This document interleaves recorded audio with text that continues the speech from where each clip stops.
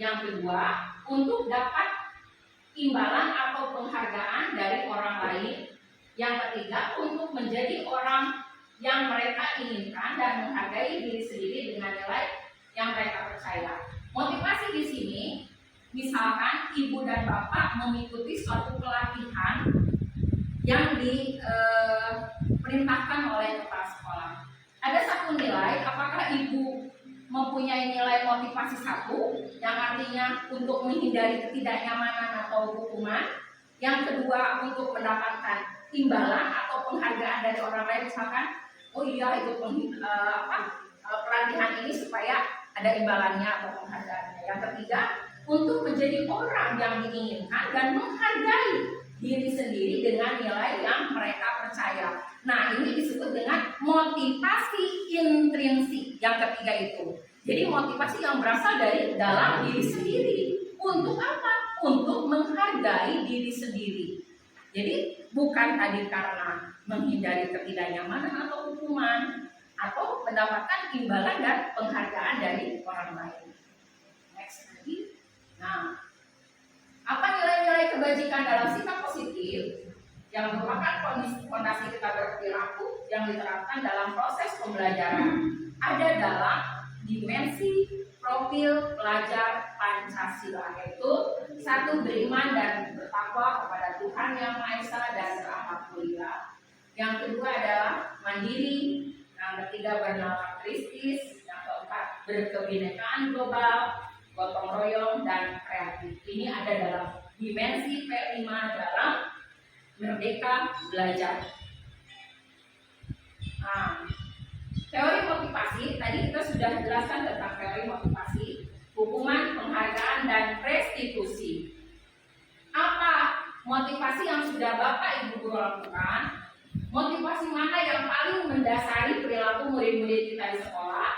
Strategi apa yang sudah dilakukan? Nilai-nilai kebajikan apa yang dirasakan penting saat ini untuk ditanamkan pada siswa-siswi kita? Ini kembali kepada diri sendiri. Apa yang sudah dilakukan oleh Bapak dan Ibu untuk memotivasi siswa-siswi kita?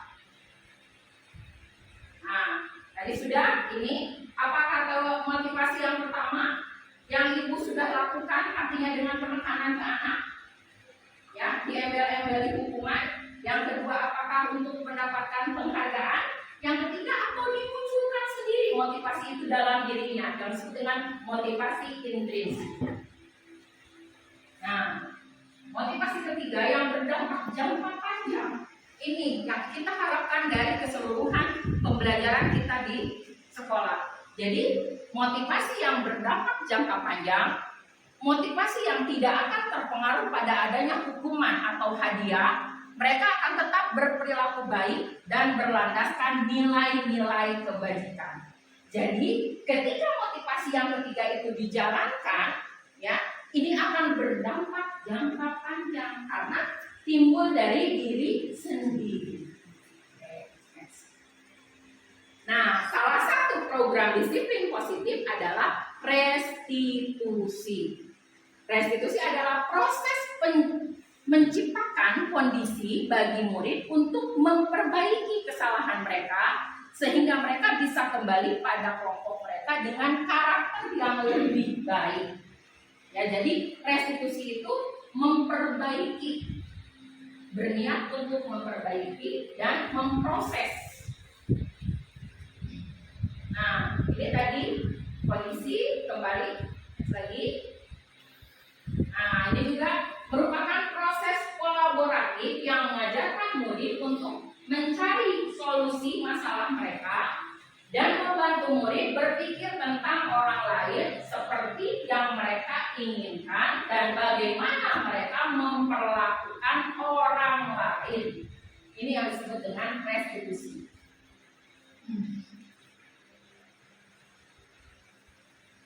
Nah, ini bisa dibesarkan.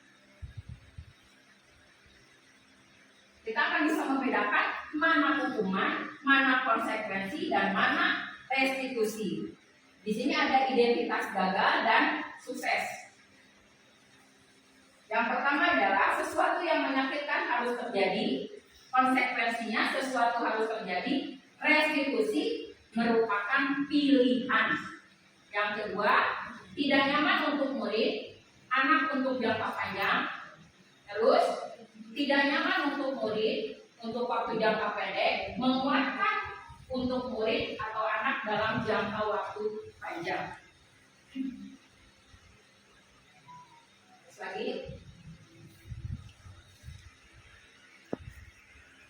hukuman bersifat tidak terencana atau tiba-tiba.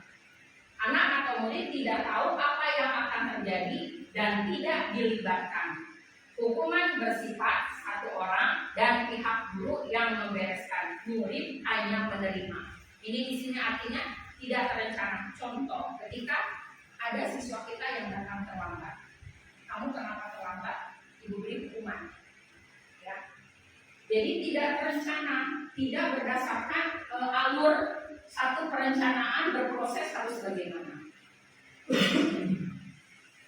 Disiplin dalam bentuk konsekuensi sudah terencana atau disepakati, sudah dibahas dan disetujui oleh murid dan guru. Sikap guru senantiasa memonitor murid. Ini nanti yang akan dibahas dalam bentuk restitusi atau tadi kesepakatan. Jadi sepakat antara guru dan siswa. Jadi terencana, berbeda tadi dengan hukuman. Hukuman sifatnya langsung, diberikan langsung hukuman. Tapi kalau ini sudah disepakati dan direncanakan.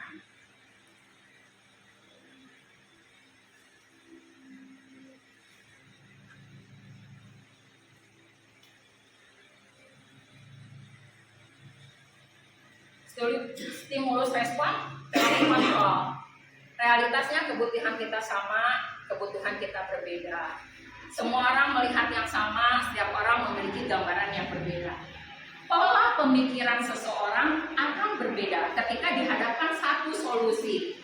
Contohnya untuk satu mikrofon yang saya pegang ini akan banyak imajinasi Anda tentang mikrofon ini.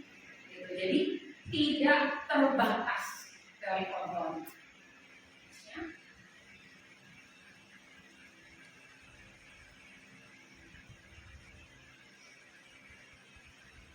Nah, kita sering memberikan penghargaan kepada anak.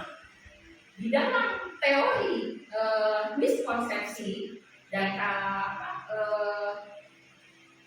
Ki Hajar Dewantara, apakah penghargaan itu termasuk hukuman atau konsekuensi atau restitusi? Dihukum oleh penghargaan. Pengaruh jangka panjang dan jangka pendek. Di bawah lagi penghargaan yang tidak efektif. Satu penghargaan adalah suatu benda peristiwa yang diinginkan yang dibuat dengan persyaratan. Jika Anda melakukan ini, Anda akan mendapatkan ini. Nah, kemudian penghargaan merusak hubungan. Ketika seseorang diberikan penghargaan atau dipuji di depan orang banyak, maka yang lain akan merasa iri. Dan sebagian dari mereka tidak akan menyukai orang yang diberikan penghargaan tersebut. Contoh ketika anak kita mempunyai nilai atau tugas yang bagus, kita memberikan penghargaan. Bisa jadi penghargaan itu akan menimbulkan iri anak yang lain. Walaupun tujuan kita memotivasi yang lain untuk lebih baik lagi, tapi dalam teori kita berbicara tentang teori ini berbeda. Jadi, penghargaan mengurangi ketepatan. Ini riset-risetnya sudah dilaksanakan, semuanya riset-risetnya berdasarkan tadi apakah penghargaan itu satu hukuman atau bukan. Penghargaan mematikan kreativitas. Murid diminta berpikir mengenai hadiah atau penghargaan yang bisa mereka dapatkan bisa berhasil menulis sebuah puisi. Kreativitas kelompok murid-murid ini menjadi berkurang dibandingkan dengan yang tidak diberitahu. Jadi ketika ibu memberikan tugas, memberikan sebelumnya diarahkan. Ketika kamu melaksanakan atau mengumpulkan atau mengerjakan tugas ini, diberikan ini, maka itu akan mengurangi atau mengurangi atau kreativitas anak itu tidak berkembang. Lagi, Penghargaan menghukum. Penghargaan menghukum mereka yang tidak mendapatkan penghargaan, misalnya dalam sistem ranking. Mereka yang mendapatkan ranking kedua akan merasa paling dihukum. Nah, lebih jelas nanti teori-teori ini akan disampaikan mungkin sambil kita sharing-sharing bareng, karena ini sangat panjang sekali pembahasannya. Kenapa sekarang kita tidak boleh meranking anak? Salah satunya tadi yang menimbulkan rasa iri, ya. Nah, kalau misalkan dan itu memunculkan juga rasa rendah diri anak, itu tidak boleh. Nah, oke. Langsung lagi motivasi dalam diri. Nah, ini yang tadi teori motivasi yang ketiga, bagaimana memunculkan motivasi dalam diri anak secara terus menerus yang akan berdampak jangka panjang. Next lagi. Keyakinan kelas, nilai-nilai kebajikan universal yang disepakati secara tersirat dan tersurat. Tadi sudah disampaikan. Next lagi.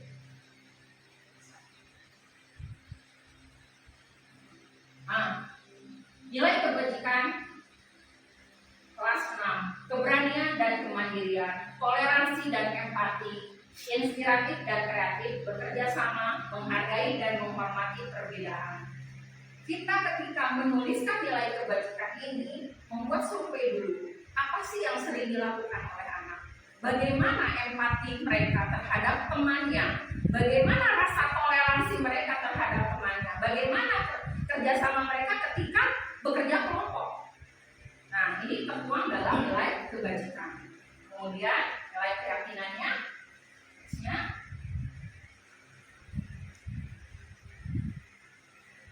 di bawahnya.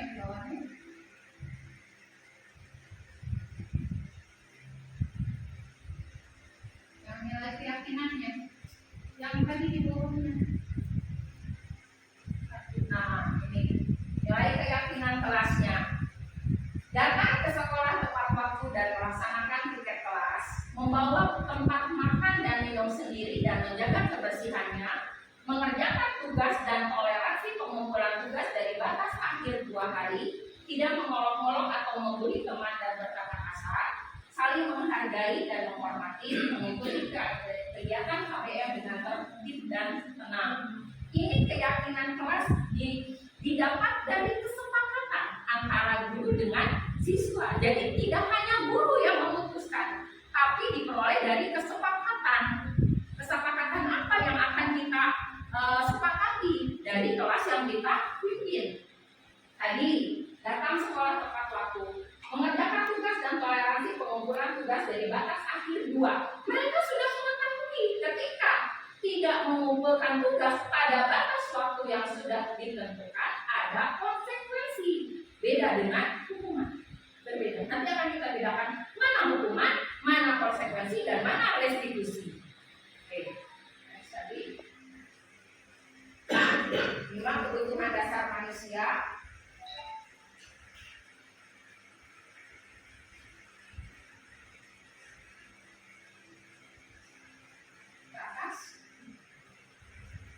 Kebutuhan untuk bertahan hidup. Ini jelas sekali bagaimana kita harus bertahan hidup. Bawahnya bertahan hidup, ya, survive. Bagaimana secara psikologis kita bisa memenuhi semua kebutuhan hidup kita. Kebutuhan bertahan hidup, kemudian kasih sayang dan rasa diterima, kebutuhan untuk diterima. Bagaimana kita sebagai makhluk sosial bisa diterima dalam komunitas kita. Kemudian penguasaan, kebutuhan kemampuan atas kemampuan diri. Kita ingin diakui bahwa kita tuh punya kemampuan, punya sesuatu yang berbeda. Itu merupakan kebutuhan untuk diakui. Kemudian kebebasan, kebutuhan akan pilihan. Kemudian terakhir adalah kesenangan, kebutuhan untuk merasa senang. Ya, jadi ini semua merupakan kebutuhan dasar manusia.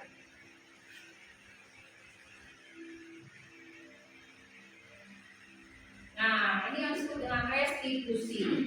Restitusi bukan untuk menebus kesalahan, namun untuk belajar dari kesalahan. Restitusi memperbaiki hubungan. Restitusi adalah tawaran, bukan paksaan. Restitusi menuntut untuk melihat ke dalam diri. Restitusi mencari kebutuhan dasar yang mendasari tindakan. Restitusi diri adalah cara yang paling efektif. Restitusi fokus pada karakter, bukan tindakan. Jadi karakter sama dengan penguatan dalam karakter profil pelajar Pancasila. Kemudian restitusi fokus pada solusi. Restitusi mengembalikan murid yang berbuat salah pada kelompoknya. Ya. Ini disiplin positif yang kita namakan restitusi. Di sini ada 5 posisi kontrol yang harus dipunyai atau dimiliki oleh seorang guru. Artinya berpusat pada murid tapi tetap mempunyai kontrol. Yang pertama adalah penghukum. Yang kedua adalah pembuat merasa bersalah. Yang ketiga teman, yang keempat pemantau, dan yang kelima manajer. Ibu silahkan kembalikan introspeksi pada diri ibu sendiri. Apakah kontrol yang pernah ibu lakukan itu ada salah satu yang di sini? Apakah sebagai penghukum, pembuat merasa bersalah, teman, pemantau, atau manajer? Slide-nya di bagiannya. Bukan satu lagi yang sebelah sana. Nah, di atasnya ini kalau seperti ini kan tadi benar ya. Nah, ini motivasi, ada motivasi eksternal dan motivasi intrinsik. Ada identitas gagal dan ada identitas berhasil atau sukses. Kemudian ada perilaku kontrol negatif, perilaku kontrol positif, dan ada kontrol diri. Sebagai seorang penghukum, guru berbuat menghardik, menunjuk-nunjuk, menyakiti, dan menyindir. Pernahkah ibu melakukan hal itu?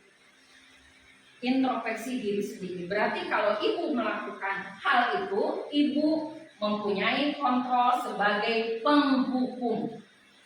Kemudian pembuat orang merasa bersalah. Berceramah menunjukkan kekecewaan mendalam. Kamu sudah mengecewakan ibu dan bapak. Kamu tidak menghargai bapak dan ibu sudah menerangkan capek-capek. Nah, membuat anak merasa bersalah. Kembali lagi ke kita. Apakah ibu pernah melakukan hal tersebut? Kemudian sebagai teman, ya, sebagai teman, membuat alasan-alasan untuk muridnya. Lakukan untuk bapak ibu. Ya sudah, nanti bapak ibu bantu membereskan. Jadi bertindak sebagai teman. Kemudian pemantau, menghitung dan mengukur. Apa peraturannya? Apa konsekuensinya atau sanksinya? Apa yang telah kamu lakukan? Apa yang terjadi sekarang? Kemudian sebagai kontrol manager, mengajukan pertanyaan-pertanyaan. Apa yang kita yakini? Apa yang kamu yakini hal tersebut? Kalau kamu meyakini, kamu maukah memperbaikinya atau kami memperbaikinya? Memberontak, penendam, menyalahkan orang lain. Ini hasilnya akan seperti ini. Ketika ibu mempunyai kontrol sebagai penghukum, tidak mau tahu alasan anak apapun, terus jebret, salahkan. Nah, ini kemudian menyembunyikan, menyangkal, dan berbohong. Anak akan berbohong atau menyangkal. Di bawahnya, yang kedua, saya tidak peduli. Dampak pada murid mengulangi kesalahan berulang kali, perilaku menjadi agresif, artinya dia terus berbuat salah sehingga menimbulkan kita rasa emosi.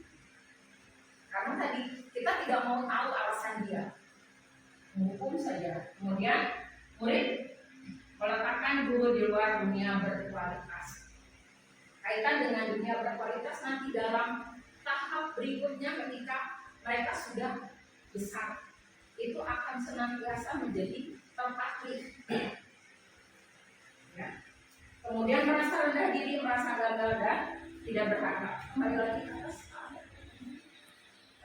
Bukan yang ini, masih yang ini. Di atasnya yang garis.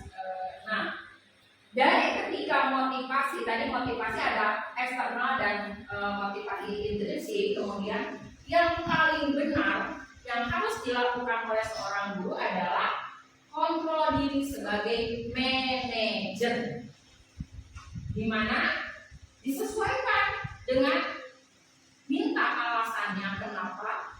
Jadi kita lakukan kontrol diri sebagai pendengar. Kenapa mereka seperti itu? Kaitkan dengan kesepakatan dan keyakinan kelas yang sudah kita sepakati bareng-bareng.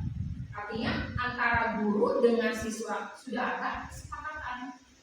Nextnya.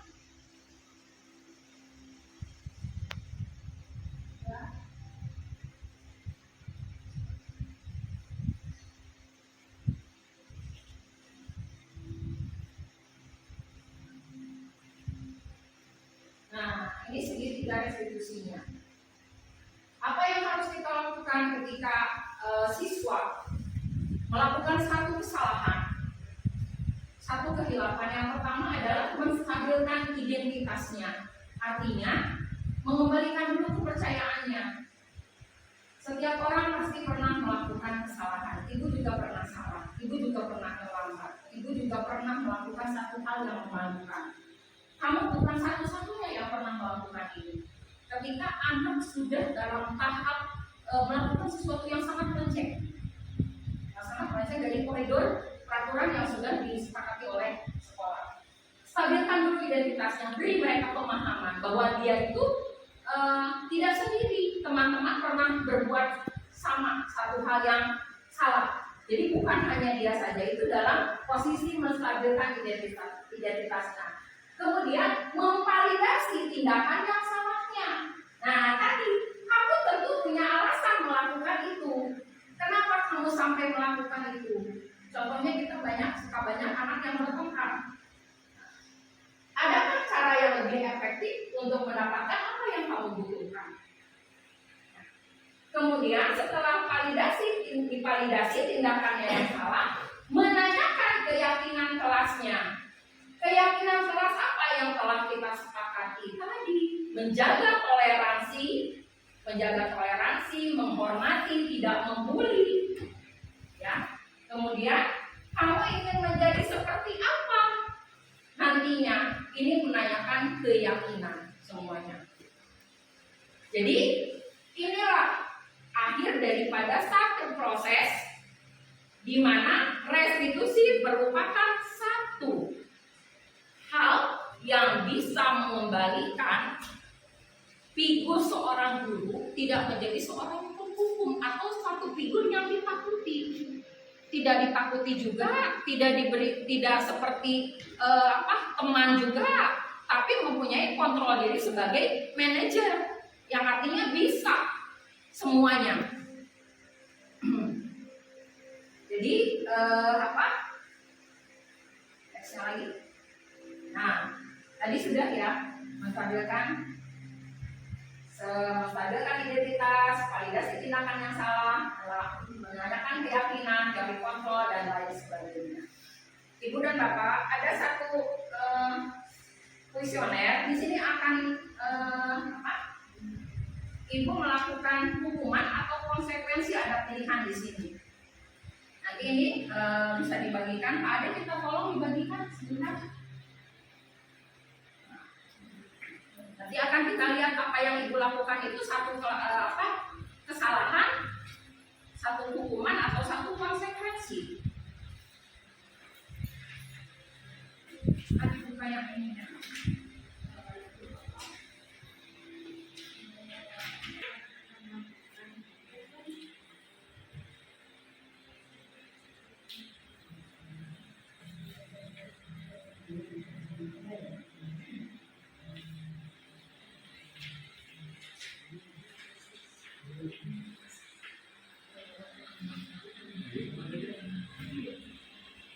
Saya kecewa sekali, misalkan kita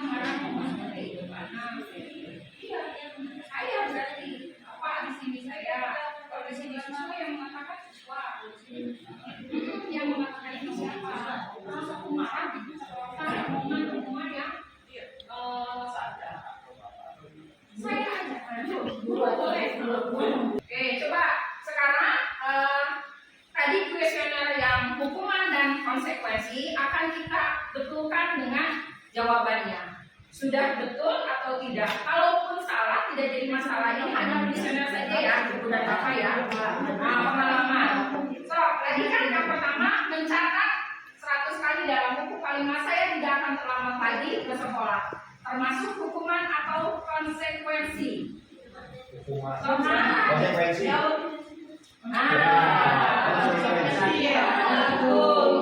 Jangan di checklist ya. Yang kedua, Hukuman yang benar. ya, sanksi. Sanksi. Ibu lihat ke sana. Apa yang Yang kedua ya itu ya. Ya, so, boleh apa?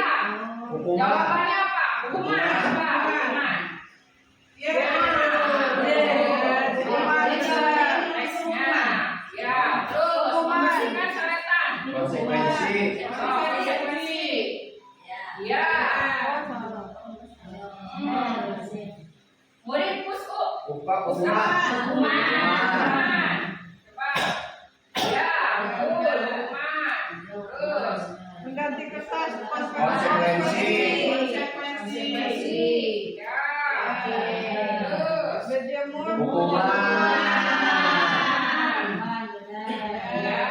Terus. Hukuman. Hukuman. Murid bertanya. Berdiri di kelas. Hukuman. Ya, betul. Terus. Konsekuensi. Ya. Membersihkan upah. Oh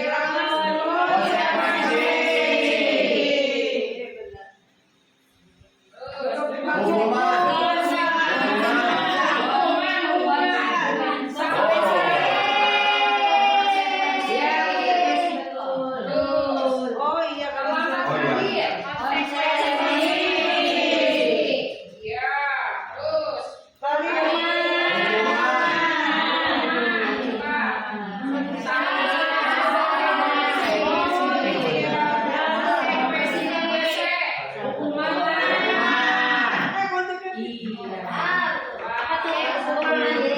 Salah satu Bu Haji berikan aplaus buat Bu Haji.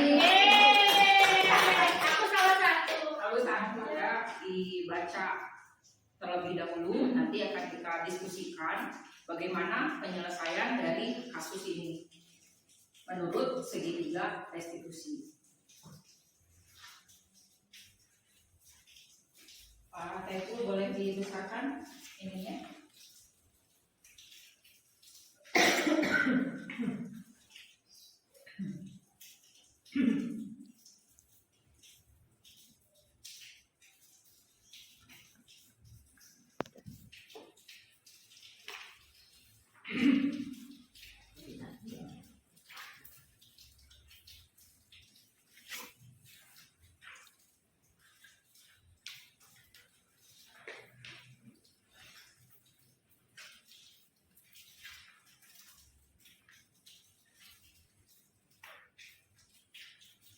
Segitiga restitusi itu langkahnya menstabilkan dulu identitas, kemudian validasi tindakan yang salah, kemudian menanyakan keyakinan.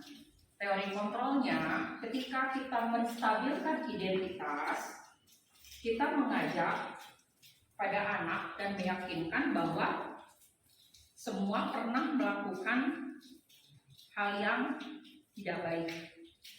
Ya. Terus yang keduanya, validasi tindakan yang salah. Semua perilaku memiliki alasan, jadi alasan untuk melakukan hal tersebut. Kemudian menanyakan keyakinan kelas, yang seperti kita bahas dari awal bahwa keyakinan kelas itu untuk memiliki motivasi internal, artinya motivasi yang datang dari dalam diri kita sendiri, bukan dari luar. Karena sifat daripada motivasi internal itu berjangka panjang, beda dengan eksternal. Kalau sudah dibaca semuanya, boleh kita bahas bersama-sama. Mulai dari Ibu Lilis, boleh Ibu Lilis baca Pak Joko dulu, Bu Lilis. Dari atas. Iya.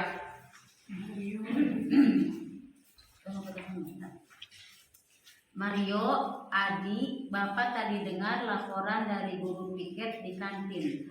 Sepertinya kalian dalam masalah ya. Ada yang bisa Bapak bantu? Apa yang terjadi? Pak Ade sebagai Mario. Iya Pak, tadi pada jam istirahat pagi kami main lempar-lemparan makanan di kantin.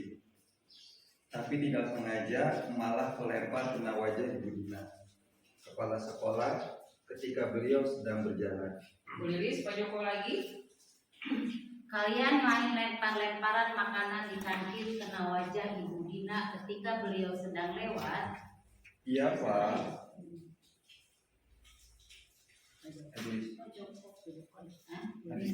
Adi. Ada informasi yang kamu mau tambahkan? Adika, Adik. Kami tidak bermaksud melakukannya, Tapi tapi kami tidak sengaja. apakah kalian tahu kalau kalian berada dalam masalah sekarang? Iya. Baiklah, Bapak di sini bukan untuk mencari siapa yang salah.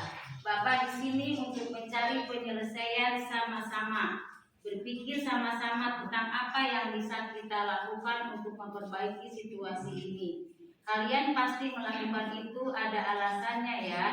Pasti seru ya main lempar-lemparan makanan begitu. Iya Pak. Ya, Bapak bisa melihat kalian merasa senang melakukannya. Tetapi yang kalian lakukan merugikan.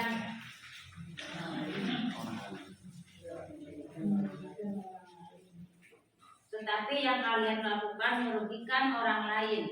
Sehingga sekarang kalian dalam masalah. Iya Pak. Sekarang mari kita bicara tentang keyakinan kelas dan keyakinan sekolah kita. Apa yang kita percaya, yang mana yang kalian perlu tunjukkan. Kita harus bersikap baik satu sama lain. Menghormati orang lain dan menghormati diri sendiri. Kalian berdua ingat baik keyakinan kelas kita. Kita kembali pada ketika kalian main lempar-lemparan makanan dan mengenai Ibu Dina. Apakah ketika kalian melakukan itu kalian menghormati orang lain dan lingkungan? Tidak. Tapi kalian mendapatkan rasa senang. Menurut Bapak, ada cara untuk mendapatkan rasa senang tanpa merugikan orang lain. Iya, Bagaimana menurut kalian? Iya Pak. Nah, sekarang mari kita selalu mengindahkan keyakinan kelas kita.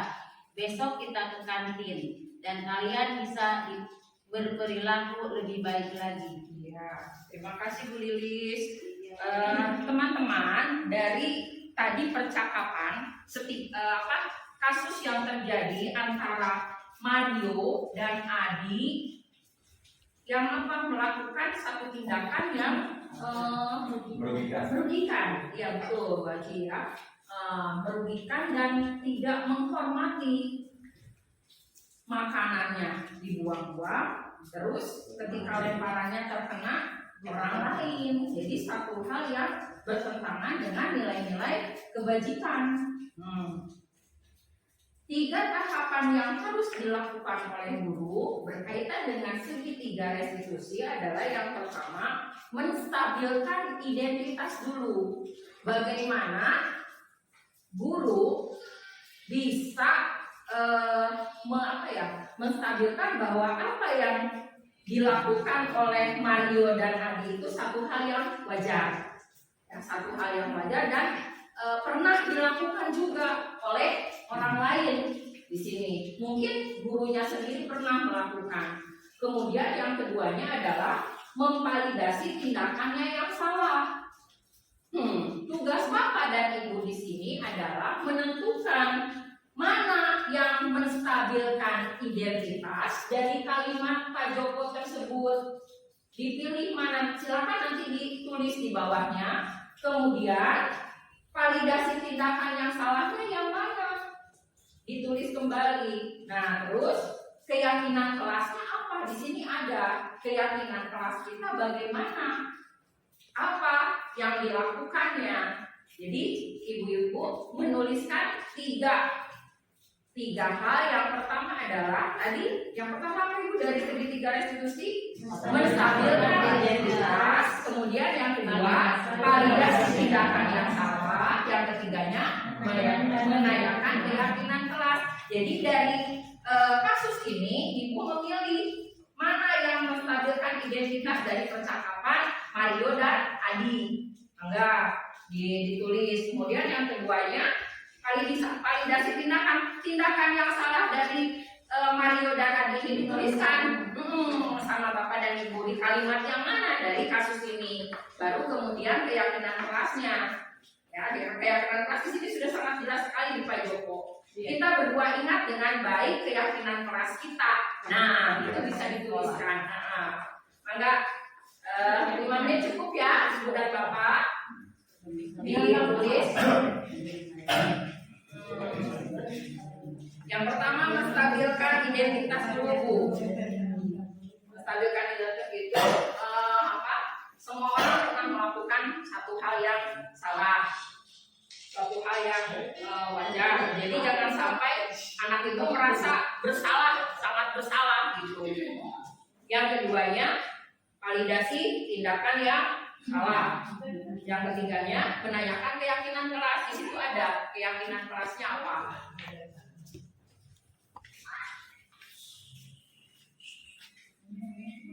Semua dari kata Bahkan Pak Joko. Iya, Semua kata-katanya di Pak Joko. Iya. Pak Joko, Pak Joko, Pak Joko.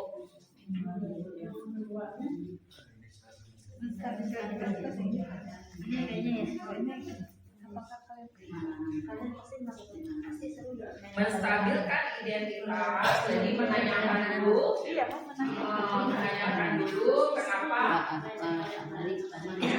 Yang keduanya, validasi tindakan yang salah.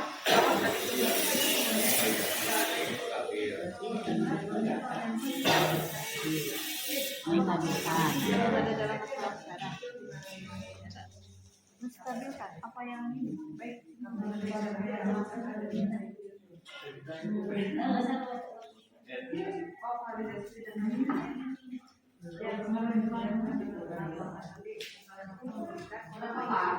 Terserah Bu Haji, yang di sini aja. Iya. Kalau bisa ditulisnya di sini di lembaran ini ya, dipindahkan ya. Pilih dulu. Yang pertama itu validasi menstabilkan identitas dulu. Menstabilkan identitas. Yang kedua, validasi tindakan yang salah. Dari salah boleh.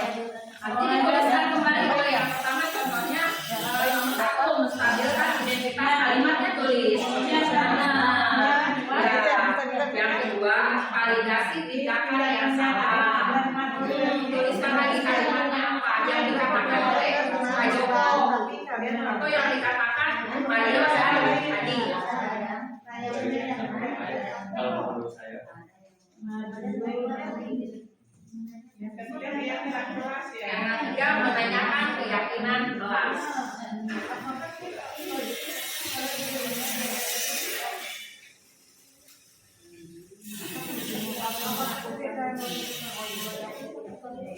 Menanyakan identitas kelas. Tentukan mana atau apa yang dilakukan dulu dalam tahap menstabilkan identitas, validasi tindakan yang salah, dan menanyakan keyakinan.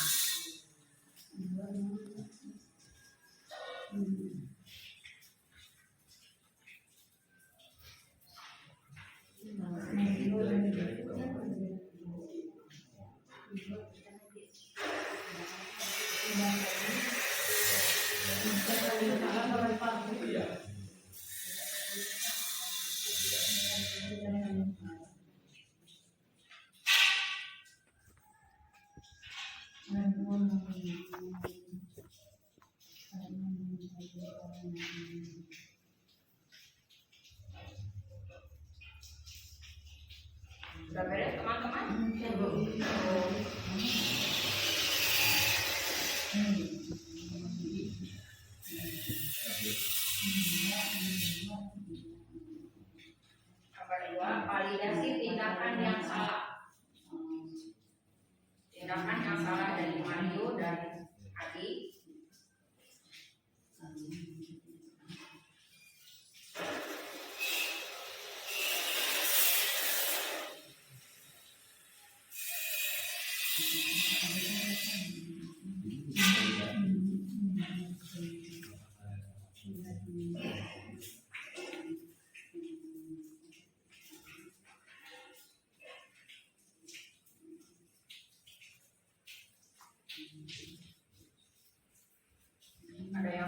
jelas bisa ditanyakan ibu dan bapak.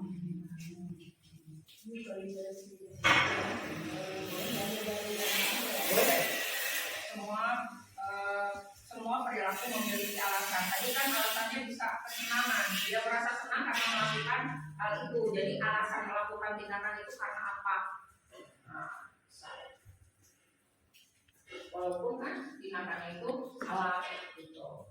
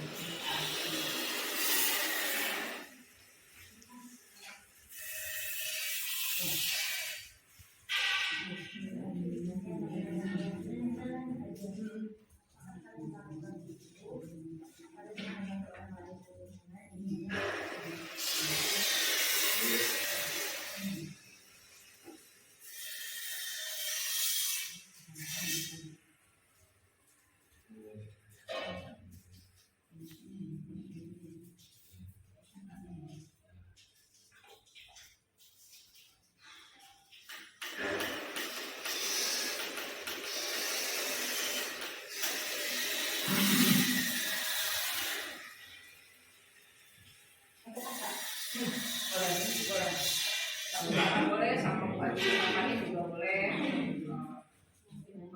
Yang udah identitas semua. Ya.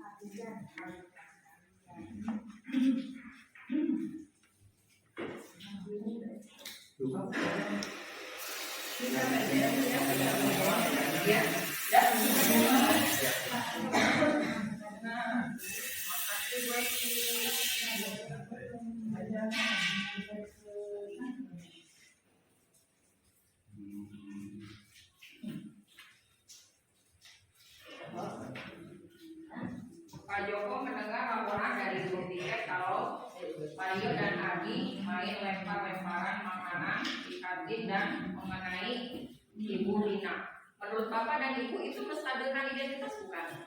Bukan. Nah, Bapak kita diskusi di sini ya. Nah, jadi yang namanya menstabilkan identitas itu tadi bahwa menyampaikan kepada anak. Jadi ketika kita marah itu distabilkan dulu emosinya, jangan sampai jadi bukan kalimatnya itu. Ada yang bisa Bapak bantu? Nah, itu menstabilkan. Kalau ini sepertinya kalian ada masalah. Nah, itu bisa bagus. Iya. Nah, ya, itu. Jadi dikembalikan dulu situasi kondisi psikologi anaknya ke keadaan normal. Kuncinya ya. Iya, betul itu. Bapak di sini bukan mencari yang salah. Nah, itu masuk, betul. Itu menstabilkan identitas. Ya. Ya, betul Ibu. Nah, kita diskusi di sini. Nah, kalau yang ketiga nih, Yang ketiga, keyakinan kerasnya. Di sini mencari penyelesaiannya dengan cara boleh mencari kesenangan tetapi tidak sampai mengganggu orang lain. Bagaimana? Sambung pautannya dengan tadi keyakinan keras ada menghormati. Di situ disatukan orang. Ya betul. Oke, ada yang sudah lagi?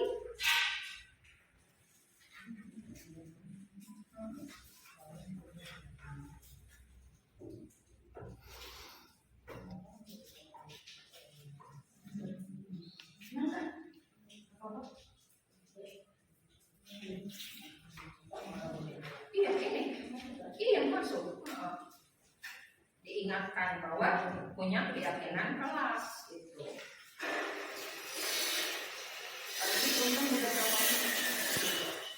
18. 15 aja.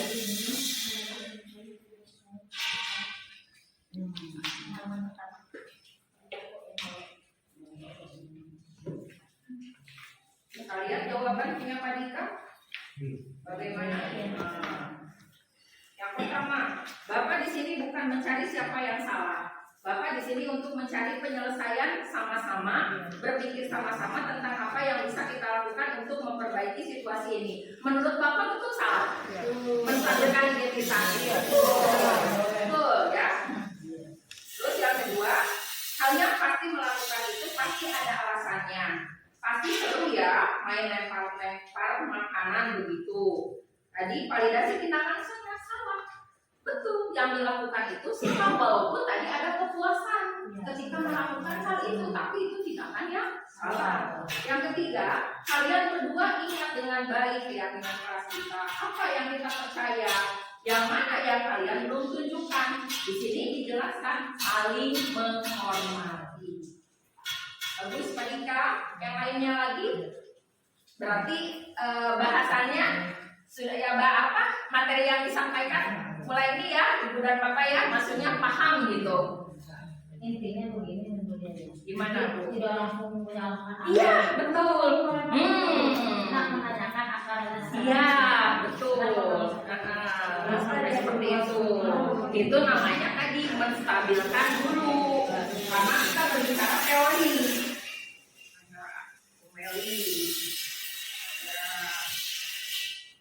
Ya sama yang tadi Kak.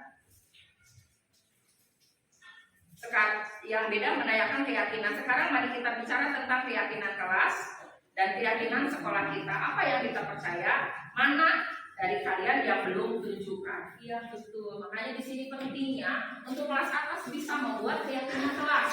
Artinya 456 itu bisa. Ketika anak murid kita melakukan satu kesalahan, dikembalikan lagi ke hal yang disepakati oleh kelas kita itu apa? Kalau misalkan kamu melanggar ada konsekuensinya. Maka Bapak dan Ibu waktunya sudah ini. Nah, yuk ini 5. Ya, siapa? Ya.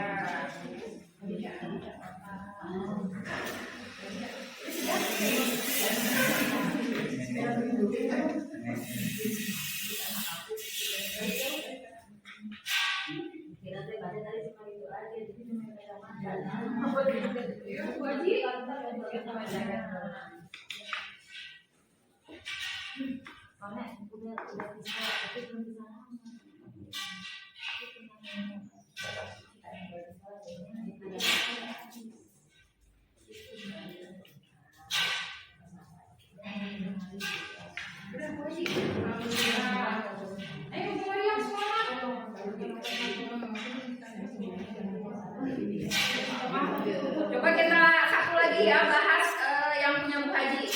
Nah, yang punya Bu Haji yang pertama menstabilkan identitas.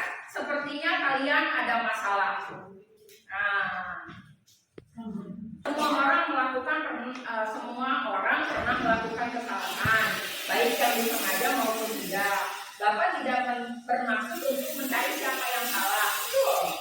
Terus yang ketiganya menanyakan keyakinan jangan sampai kalian merugikan orang lain. Iya, betul. Jadi kembali kalau keyakinan kelas tadi kesepakatan yang sudah dibuat. Artinya kelas bawah mungkin belum bisa, baru bisa diterapkan setelah 4, 5. Ya kalau kelas bawah kan Ya. ada saya. Iya. Tinggal mengalir Ya. Terima kasih Ibu dan Bapak. Semua kuesioner 1 sudah, kuesioner 2 udah, kuesioner 3 juga sudah. Nanti ini akan menjadi bahan pembelajaran buat saya bagaimana penyelesaian kasus-kasus yang terjadi di sekolah. Jadi kita akan menggunakan segitiga restitusi. Ke kampanye lagi, ke presentasinya lagi. Nah, bahasannya cukup. Alhamdulillah sudah dari awal sampai akhir Bapak dan Ibu sudah mengikuti diseminasi ini dengan baik, kemudian aktif di dalam penyampaian materi yang saya tanyakan juga. Silakan sebelum ditutup ada sesi dulu tanya jawab. Ya, ada pertanyaan dari materi yang tadi disampaikan, mungkin ada yang masih bingung dan butuh sharing atau dan lainnya bisa ditanyakan. Kalau saya bisa saya akan jawab, kalau tidak berarti nanti saya cari PR dulu gitu. Ya, maka ya yang siap Bu Haji. Ya, terima kasih ya. Saya ingin menanyakan, di kelas itu suka ada anak yang suka menangisin temannya aja. Pas saya tanya, kenapa itu? Umpamanya bilang, ditendang katanya sama si binatang, dia itu nangis. Sudah saya bujuk, saya rayu, susah juga itu berhenti nangisnya. Jadi gimana tuh solusinya ke anak tersebut? Apa saya kasih hukuman yang menyakiti itu, atau anak temannya yang lagi nangis suruh ngasih hukuman? Nah, mohon penjelasannya. Oke, ada kasusnya anak itu selalu iseng mungkin ya, Iya. jadi selalu bertindak di luar, di luar yang seringkali kita memahamkan ke anak tidak boleh melakukan sesuatu yang menyakiti orang lain atau yang lainnya. Kalau kejadiannya seringkali terjadi itu, Bu Haji bisa melakukan kontrol sebagai manajer. Pak Saiful tolong yang ininya 5 kontrol. Sini kan dialog dengan temannya kan, bukan dengan guru. Artinya terjadi kasusnya itu teman dengan temannya. Di sini kalau tadi kontrol dirinya, tadi kan sebagai manajer, Bu Haji sudah menyampaikan kenapa sampai seperti ini dan terus berulang kali. Karena kalau kelas 1 kan belum mempunyai pemahaman yang tinggi dengan prasangka. Kelas 1 kan 4, 5, 6. Orang Bu Haji melibatkan orang tua murid. Panggil kedua orang tua muridnya, sampaikan. Nah, jadi itu solusinya. Karena untuk pemikiran 1 sampai dengan 3 itu masih abstrak, belum bisa berpikir secara konkret gitu. Jadi salah satu cara adalah dengan memanggil orang tuanya. Kemudian bisa jadi duduknya juga dipisahkan jauh. Nah, itu salah satu solusi juga. Berarti nggak Bu Haji harus ngerti. Gitu. Ada pertanyaan lain? Ya, maka Bu Maria. Sebagai guru kita mengharapkan keaktifan siswa ya. Iya. Namun tidak semudah itu. Banyak siswa-siswa sekarang itu diam, tidak aktif. Nah, itu bagaimana mengatasinya supaya dia aktif gitu kan? Hajar Dewantara mengatakan didiklah anak sesuai zamannya, sesuai dengan kodrat alam dan kodrat zaman. Zaman kita dulu tidak bisa disamakan dengan zaman sekarang. Jadi kalau ibu memaksakan anak untuk tunduk patuh pada ibu, tidak bisa. Ya, berpusat kepada anak artinya berarti proses pembelajaran yang ibu lakukan harus merangsang anak untuk berpikir kreatif dalam dimensi bernalar kritis. Jadi tidak bisa kita memaksakan itu pesannya ya ibu dan bapak bahwa Ki Hajar Dewantara itu didiklah murid kita sesuai dengan zamannya. Sekarang zamannya TikTok, zamannya Instagram, YouTube. Nggak bisa kita memaksakan kita untuk jadi guru yang jadul, itu nggak bisa. Jadi sesuai dengan zamannya. Karena kenapa mungkin anak tidak semangat? Pola pembelajaran yang tidak berikan tidak menarik siswa. Siswa menjadi ngantuk, siswa menjadi leles, apalagi yang kelasnya padat. Nah, jadi bosan gitu. Jadi bagaimana kita merancang siswa, merancang pembelajaran yang bisa menarik minat siswa untuk berpikir kritis. Itu ya. Jadi kembali lagi pada dasarnya pemikiran Ki Hajar Dewantara akan kembali ke kita sebagai guru.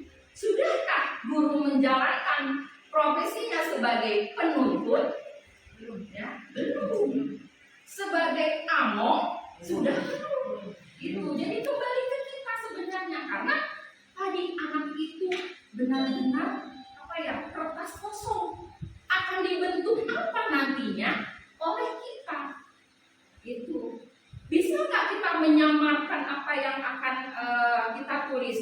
Bisa. Tadi semua anak mempunyai kemampuan, mempunyai bakat dan minat yang berbeda. Jangan sampai kita memaksakan, karena ini sangat bertolak belakang sekali dengan pendidikan mungkin yang kita terima dulu waktu kuliah ya Bapak dan Ibu. Nah, berbeda. Di dalam pendidikan guru penggerak itu benar-benar asas pendidikan di Hajar Dewantara itu dikupas tuntas di situ. Pemikirannya, cita-citanya, semuanya. Jadi kembali ketika kita, makanya tuntut keberanian anak untuk mengungkapkan pendapat ketika masih di kelas rendah. Rangsang anak untuk mau berani, iya betul. Terus berlanjut, artinya bukan hanya dari kelas berkelanjutan, dari kelas 1 naik kelas 2, kelas 3, kelas 4 dan kelas 5. Ketika anak sudah melalui kompetensinya, bisa berlanjut ke kompetensi berikutnya. Itu kecuali anak tidak melalui kompetensi yang dilaluinya paham. Gitu. Maksudnya dengan paham itu apa? Bisa berikan pembelajaran, bisa juga tidak naik kelas. Nah, dengan catatan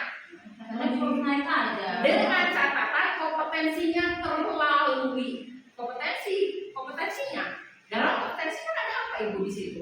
Ibu baca lagi, silabusnya. Kompetensi yang diperhatikan.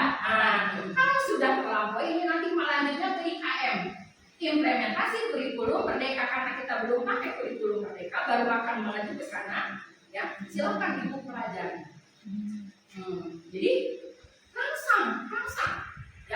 rangsang anak untuk berpikir kritis bagaimana, karena semua anak itu mempunyai potensi yang luar biasa, hanya kita belum bisa menggalinya.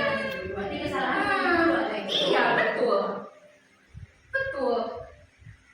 Jadi kalau Ibu dan Sob silakan, Ibu sudah membuka PMM, platform Merdeka Mengajar. Bagaimana itu pemikiran Ki Hajar Dewantara? Ya. Saya berbicara berdasarkan teori bukan pemikiran saya, tapi berdasarkan teori yang disampaikan. Gitu. Jadi satu pertanyaan lagi ya. Jadi intinya anak itu tidak hanya dicekoki di sebelah kasarnya dengan hanya pengetahuan, tetapi sikap, minat, bakat, walaupun sedikit, kalau memang ada, kita bisa membuat anak menjadi naik. Betul sekali. Jadi tidak fokus kepada knowledge, pengetahuan. Mulai minat, bakatnya dikembangkan. Bisa jadi anak lemah di sini, dia punya potensi yang belum tergali. Itu. Jadi misalkan si anak ini kok pelajaran apapun nggak bisa, lemah di sini. Nah, dia akan memunculkan di bidang yang lain. Tugas guru memunculkan kelebihan tersebut, memancing apa kelebihan anak ini. Jadi tugas kita sebagai guru, kembali lagi, mohon maaf, sebagai seorang ASN kita dituntut. Karena apa kita mempunyai banyak, ada tunjangan sertifikasi yang kita terima. Di sini hampir semuanya sudah menjadi ASN. Ya, sebentar lagi akan menerima gaji yang berbeda. Tuntut tanggung jawabnya, karena tadi pada dasarnya anak itu mempunyai potensi yang luar biasa. Kita akan sangat berdosa sekali ketika kita tidak bisa memunculkan motivasi. Itu harus bisa mengganti anak ya. Tadi betul kata Ibu Esti, bukan hanya pengetahuan kita nilai nanti baik, KKM masak ilmu.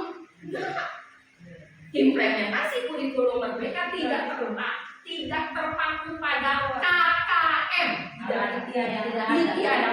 Berarti kurikulum yang kita pakai sekarang kurikulum merdeka ya. Betul. Seperti waktu zaman kita kan masih ada yang tidak naik karena pengetahuan. Iya, betul. Nah, jadi sebisa mungkin jadi guru itu benar-benar lakukan seperti tugas guru bagaimana. Di sini kita ada manajer. Iya, ada manajer. Ibu kepala sekolah sebagai manajer dari keseluruhan kontrol pada guru. Kita sudah mempunyai kepala sekolah yang luar biasa, figurnya yang benar-benar bisa membimbing kita gitu. Jadi tinggal kita saja di sini memunculkan tadi, jangan sampai apalagi ada pembulian pada anak, itu sangat tidak dan bully itu dilakukan oleh guru di depan anak-anak. Si Anu udah bisa nanam kamu mah dijelasin apapun teh gak ngerti-ngerti. Nah, itu salah satunya. Yang akan merendahkan rasa kepercayaan diri anak itu akan langsung. Jangan sekali-kali itu berbuat seperti itu. Anak lagi potensi anak itu luar biasa ketika sudah tergali. Ya. Alhamdulillah ya, ngerti Bu Esti itu jawaban singkatnya. Mungkin nanti kita bisa sharing lagi karena masih ada beberapa saya pendidikan terakhir itu bulan Juni, Februari sampai dengan Juni saya pendidikan kembali. Ilmu nanti akan saya berikan semuanya ke ibu dan bapak. Ya. Ilmu yang sangat luar biasa yang tidak didapat dari pengetahuan yang lain. Ya. Saya sering berbicara bahwa pendidikan guru penggerak seperti saya ikutan kuliah S2, bahkan lebih tinggi dari S2, karena saya dipertemukan dengan guru terbaik seluruh Indonesia.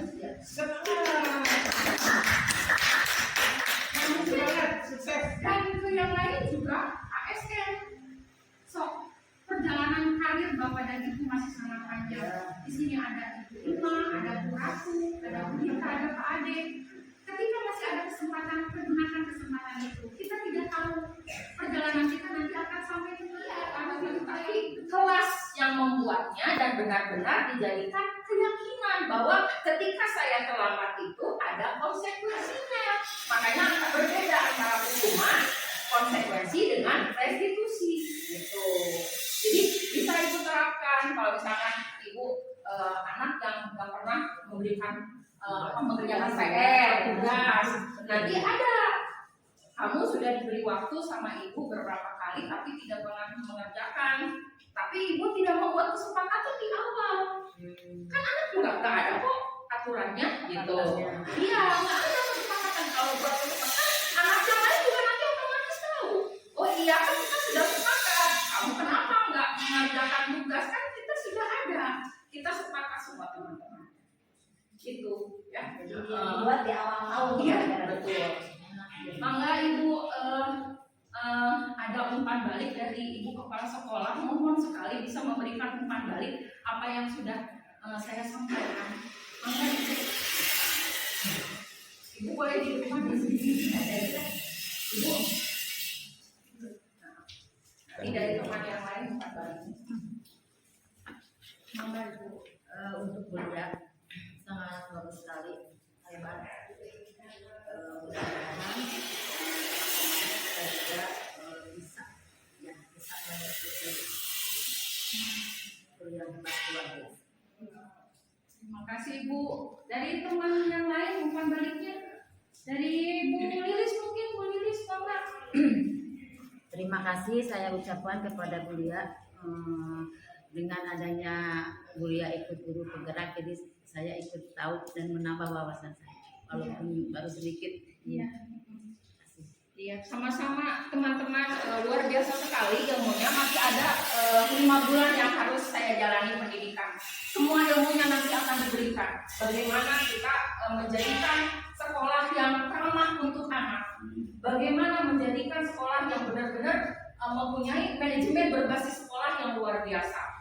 Ya, bagaimana kita menerapkan pola pendidikan yang benar-benar berpusat kepada anak-anak. Implementasi kurikulum merdeka adalah murid. Jadi tidak ada tidak berpusat lagi kepada guru, tapi siswa yang harus berkembang. Kita yang harus merangsang bagaimana siswa itu berkembang, bagaimana siswa bisa memunculkan minat, bakat, dan potensi yang terkandung dalam dirinya yang belum tergali. Terima kasih. Yang terakhir, terima kasih. Alhamdulillah sudah beres semuanya. Saya